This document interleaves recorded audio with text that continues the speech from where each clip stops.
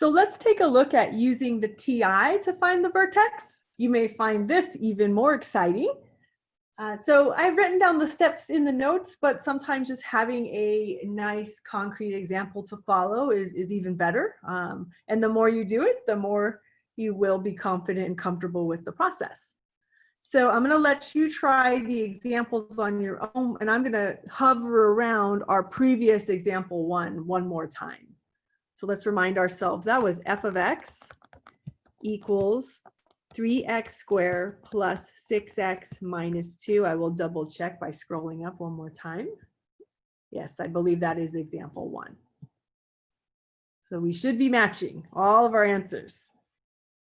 Okay, so once we have this, what we're going to do is pull the TI up. So pull your TI out. And just like we solved equations, we are going to press the function editor, the y equals, and clear out whatever we had entered in there before, and enter in our quadratic function.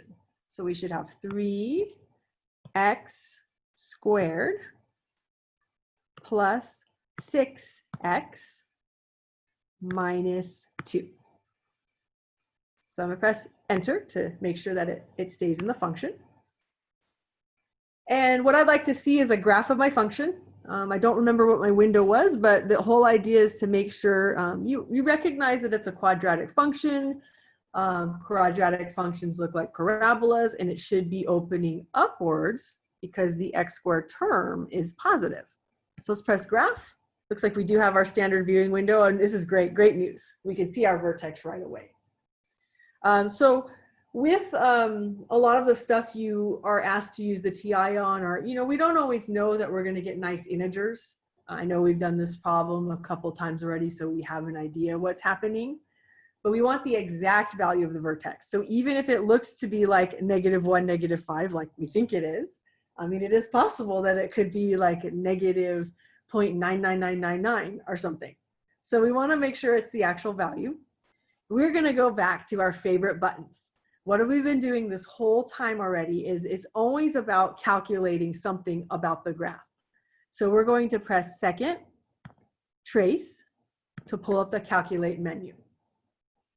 And this time, instead of calculating zeros or intersections, we want to figure out the minimum or maximum depending on what type of parabola we had.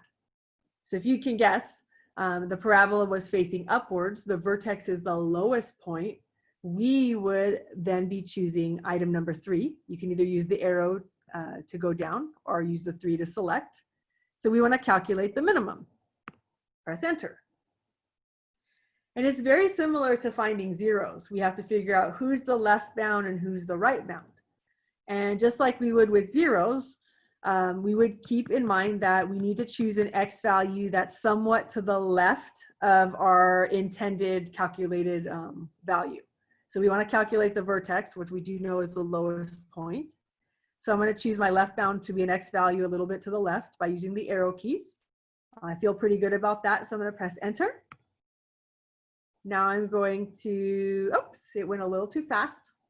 Let's clear this out one more time. Gives you a chance to play along too. So again, we're calculating the minimum, that's 3. My left bound, enter. Now I'm going to use the arrow keys to kind of move a little bit to the right of where my vertex is. And always keep in mind what you're calculating. We're so used to calculating zeros from our past that we might forget. So remember, you're finding a vertex. Select your right bound, press enter. And basically your vertex should be in between the 2 arrows that are pointing towards each other. And if you don't have that, it's okay, as long as you know who the left and right bound is. Make the calculator guess by pressing enter one more time. And right away it's found the minimum, -1, -5. So what we would do is go back and enter our answer.